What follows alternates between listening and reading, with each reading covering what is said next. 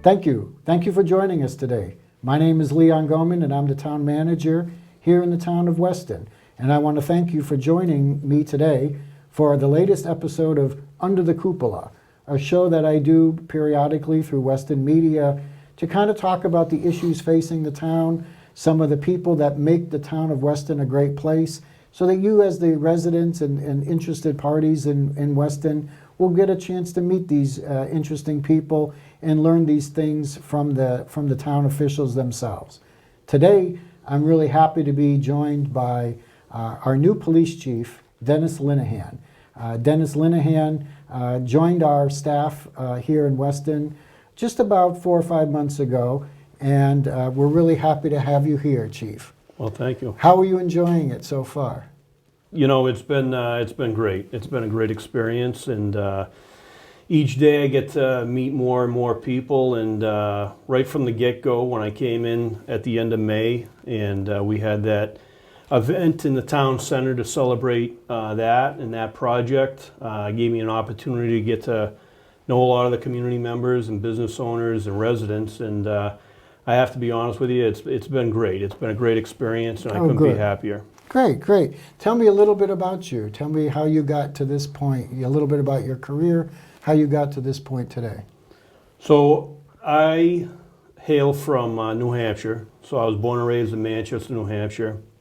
And after school, after graduating from Northeastern, I was hired by the Nashua, New Hampshire Police Department. With Nashua, I served about 25 years. I served in a variety of different assignments, from patrol to our street crimes unit to working undercover to our SWAT team. Very different between Manchester and Nashua and Weston, I would imagine. It's been a lot different, but I can tell you for the positive, you know, and not that we didn't have some support from some of the places that I've come from. But really, truly here, I've really seen an abundance of support from the community, from those that visit, from those that do business here. So it's really been nice. And obviously the dynamics of coming from that area to here in the population and that sort of dynamic, yeah, that's been different. After I left Nashua as a deputy chief of our patrol division. Our patrol division had about 130 officers, and I went to a 15-man department, a 15-officer department in Avon, Mass. So I was welcomed into Massachusetts by way of Avon, served about 3.5 years in Avon as a deputy chief, and then was fortunate enough to be hired here as the police chief. And I want to say to our friends in the town of Avon, I'm really sorry for stealing him away from you, but your loss is our gain. So, so great. That. So you kind of rose through the ranks and through a couple of different states and a couple of different departments.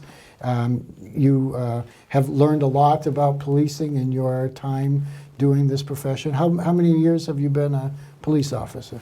I'm pushing 29 years at this point. So yeah, I mean, I have been very fortunate.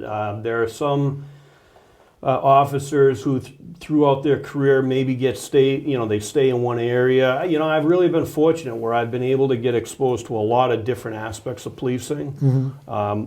Again, mostly through my time in Nashua. But it's been a great experience, and quite honestly, I can't believe it's been almost 29 years. It's gone by extremely fast. I look back at my days back in the academy. My son's on the job in Nashua.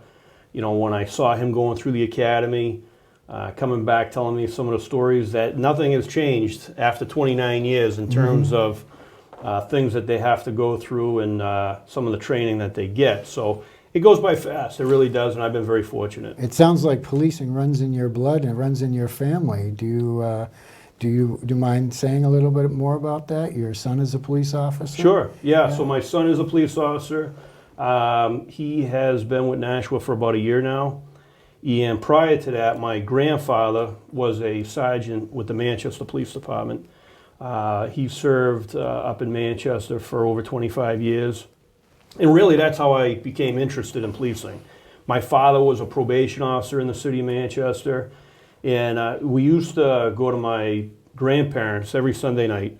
Sunday night was dinner night. We'd sit there, and it usually was my father, my uncle, my grandfather, and myself, and I'd be sitting there, and my grandfather would be telling stories. And most of the stories he was telling was his time on the police department. And I just found it extremely fascinating. And I think what really, in addition to, he was on the ambulance, that's when the police departments were on the ambulance. So, he got to tell a lot of stories of how involved he was with the community, how he helped people on a daily basis. And, every day was different. You never knew what the day was going to bring. And, that really appealed to me. And, once I got through college, even prior to that, ever since I was a little kid, I either wanted to be a Major League Baseball player, and when I learned I couldn't hit a curveball, I knew I was going to have to find something else to do, and that was being a police officer. So tell me a little bit about the Weston Police Department. And how big is your department? What kinds of services and programs do you folks offer? Divisions within the department? For the people at home, tell them a little bit about the police department in general. Sure. So we have about 30 employees with the Weston Police Department, and of those 30, about 22 of them, 25 of them, thereabouts, work in our patrol division. So those are really the men and women that you see on a daily basis out in the cruisers. And then we have 8 civilian dispatchers, and then we have 2 civilians as support, an executive assistant, as well as our mental health clinician. So again, it's about 30, 32 people that we have between sworn members and civilian staff. And again, I think what most people think of with the police department is that patrol division, the guys and the girls that are out in uniform, and that will make up the largest component of any police agency, and Weston is no different. I can tell you that we're very fortunate in this town to have the quality of officer that we have here. And I've been very, very impressed by the quality, the competence, the skill level, the abilities of the men and women of this agency. Again, both sworn and civilian. And I can tell you that in addition to patrol, we do have a detective division. And those individuals, we have 3 currently assigned in that division, and they're going to work on those types of crimes that are going to take up a little bit more time. Something that a patrol officer is not going to be able to invest, where he or she may have to be responding to numerous calls throughout his or her shift. A detective isn't going to be sent to various calls. He or she is going to be handling those higher level types of crimes. In addition to that, we have a canine officer. Officer Rizzatello has Knox. He's a fan favorite. A lot of the folks know about Knox. And in addition to assisting us with the abilities of Knox, Officer Rizzatello is also a member of NEMLAC. So NEMLAC, if people aren't familiar, is the Northeast Massachusetts Law Enforcement Coalition. And basically that's a collaborative effort amongst numerous police agencies from Middlesex and Essex County, where we can pull resources. So we can, they can borrow Officer Rizzatello if they need Knox and his skills to go to another NEMLAC community, he goes. We have 2 members that are part of the motorcycle unit, Sergeant Porzio, Officer Vong. So in addition to the responsibilities that they may have with the Weston PD, they're also assisting other communities through our membership with NEMLAC. Conversely, we get services from NEMLAC in other areas that we might have. Like, what would be an example of something like that? I'll give you an example. This Saturday we have the 5K road race, and we are asking NEMLAC to send a couple motorcycles down to assist with just helping us navigate the roadways and things of that nature. So that's a perfect example. It's a force multiplier. If we had a lost person, which we've had in the past, we can pull on their resources to come down. Where we have 30 members of the Weston Police Department, we can call NEMLAC and have hundreds here to assist us. So by us allowing, and by us being a member of NEMLAC, that allows us to pull their resources as well So a little quid pro quo. We give them a little something, and they can return the favor if need be. And again, we'll see an example of that this Saturday. So like regionalization, things like that, where you're pulling some resources from other communities and providing some on our own on occasion, that allows us to do things without having to like fully staff for everything under the sun. Every possibility under the sun, we'll be able to use those resources when we need them, but not just sitting on a shelf someplace hoping for the day when we need them. Things like a dog, you know, we happen to host a dog, but if we didn't, we would be able to grab that from another community. Yeah, absolutely. Yeah, great. Absolutely. So since you're in your first year, what are some of the things that you want to see happen in the Weston Police Department? What are some of your thoughts about goals for the upcoming year? What are some of the things that you know that your department is working on that you hope to achieve in the very near future? What we're currently working on, we actually it'll be going into effect here within the next couple of weeks, but we have a sergeant who's going to be moving full-time to accreditation. And this position, what our goal is here is, my predecessor had been working hard along with other agency members to get the agency accredited. Prior to being accredited through the Massachusetts accreditation coalition, you first have to get certified. So just as a little bit of an explanation, I mean, there are certain standards that the state has provided that each police department, it's a minimum amount of standards that you have to attain in order to reach certification. Mm-hmm. There's just over about 250 to attain certification. Okay. And then after certification, then you can become accredited through the state. So we have a sergeant that's going to be dedicated to that full time. That's a big goal of ours, is to be able to get accredited within the next 2 years, because hopefully a year, but just with the process being what it is, it's going to take us some time. What is the process involved in getting accredited? The accreditation process, it's a lot about your policies and your procedures. So do our policies and procedures, do they follow best police practices? With the change with police reform and some of those other measures that have come out, we have to go through all our policies and procedures, our rules and regulations, and we have to make sure that those are very consistent with what accreditation has said. These are the standards. These are the standards, A through Z. You have to attain each one of them. And then in addition to just having the policies in place, you also need to then show them that, hey, this is our policy, we've highlighted the specific section that you're looking for, and we have a copy of a report that is consistent with what the policy says. Mm-hmm. So there's a lot of work that's involved here, but again, it will just put this agency at a different level. It's going to take some time, but we're going to get there. How about training? Is that part of this as well? Training is a big part of it, making sure that all of our people are properly trained, that they're meeting the certain qualifications, which they all are. It's just a matter, again, being able to put that on paper, being able to show it. Document it. Show examples of it. So training, equipment, and again, the policies and procedures are really the big items when it comes to accreditation. Some of the other goals, and we've been able to achieve some through the summer, is the continuing to engage with the community. And we're always thinking of different ways that we can do that.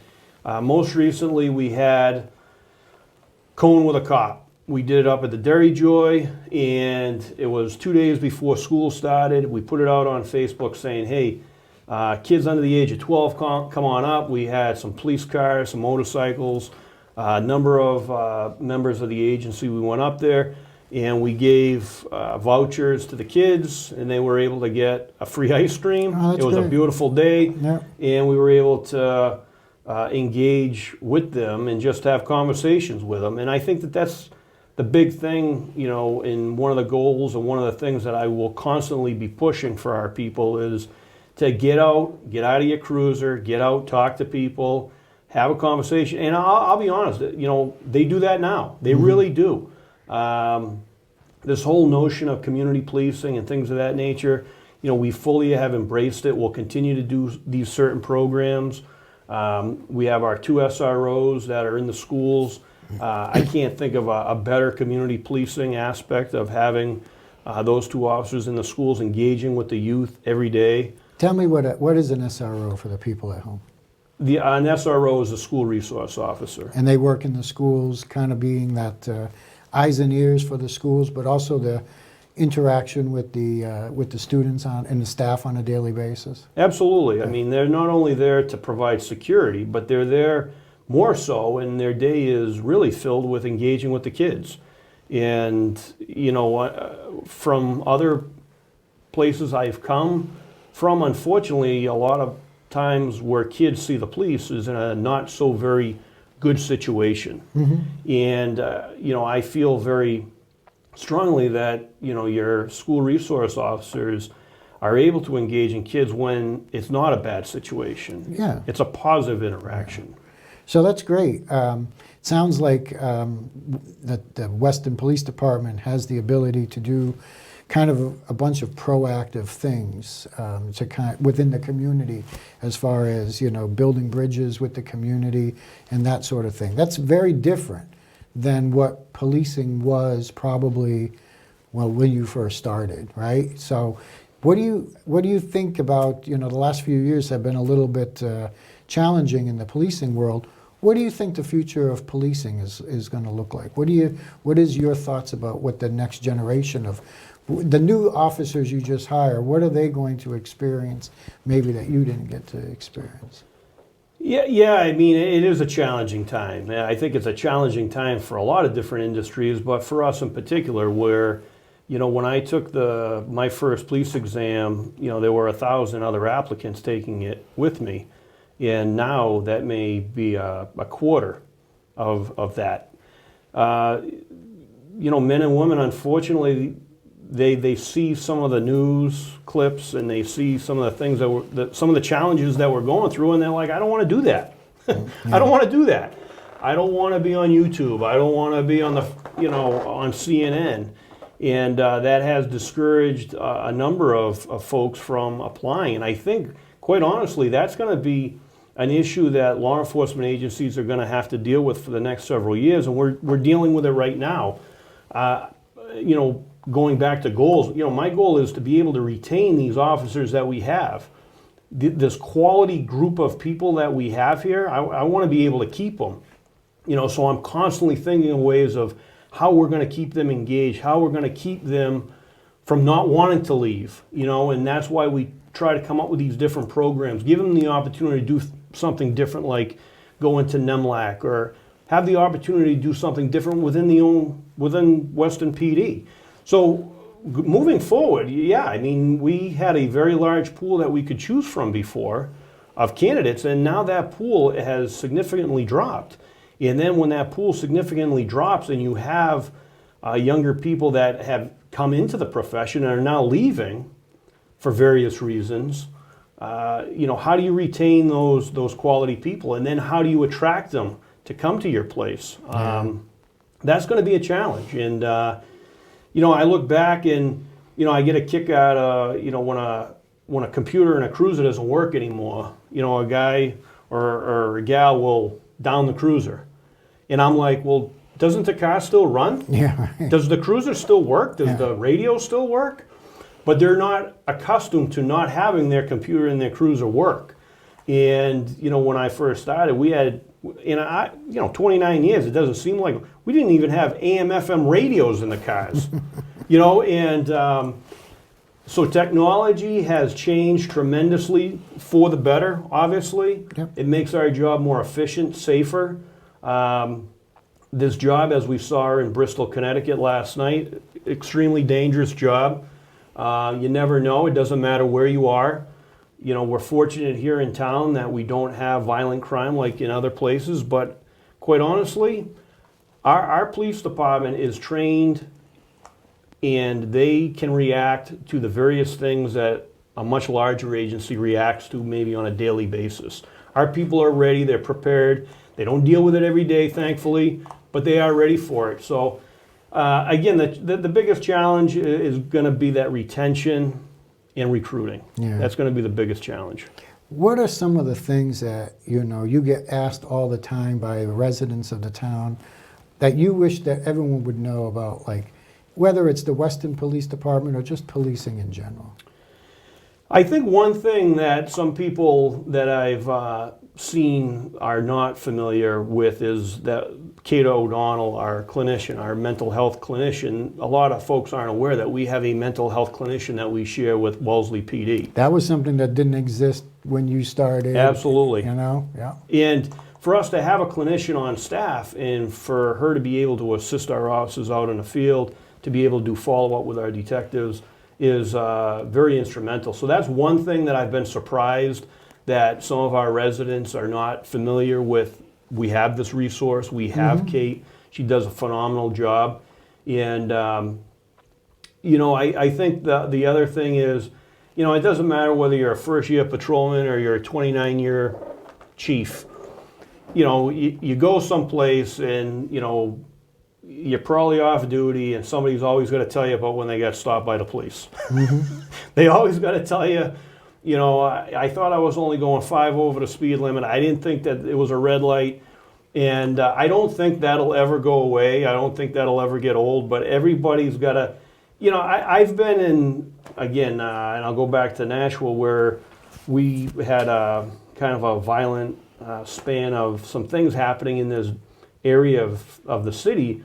And we went to a community meeting, and we thought that the folks were going to be talking about the violence that had taken place. And the residents were talking about the kids not wearing helmets on their bicycles.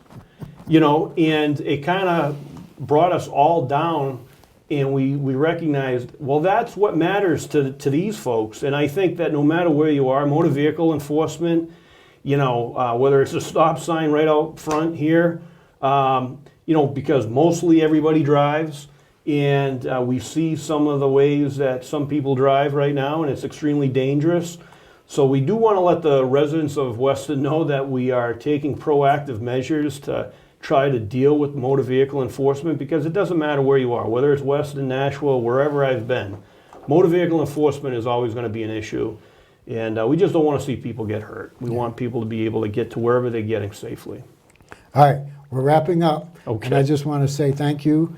Leave us with something interesting about yourself. And I want to go back to something you mentioned only briefly, but you were very involved and interested in baseball back in the day. Tell me a little bit about that. So I actually still play baseball in an adult men's league, and I've had an opportunity I've played now for the last 12 years or so. And I'm a baseball junkie. I love playing. I love watching it. I had an opportunity to be down in Fort Myers last year, and I'm a catcher. And I had the fortune of catching Dennis "Oil Can" Boyd from the Red Sox many years ago. When you know, for those watching that remember Oil Can, but you know, and we have a guy on our team now that pitched briefly for the Philadelphia Phillies, and you know, I just love that. I love being able to go out to different parts of I've been to Florida a couple of times now and be able to play in some tournaments down there, and I do thoroughly enjoy doing that. It keeps me relatively in shape, and again, I get to meet great people like Oil Can. Yeah, great. Welcome to the town of Weston. Thank you. To everyone at home, I just want to say thank you for joining us today for the latest episode of Under the Cupola. I hope that you're enjoying these as much, watching these as much as it is for me to help put these forward through our friends at Weston Media. Get to learn a little bit about the people who serve you and your families here in Weston. So until next time, I just want to say I'll see you under the cupola.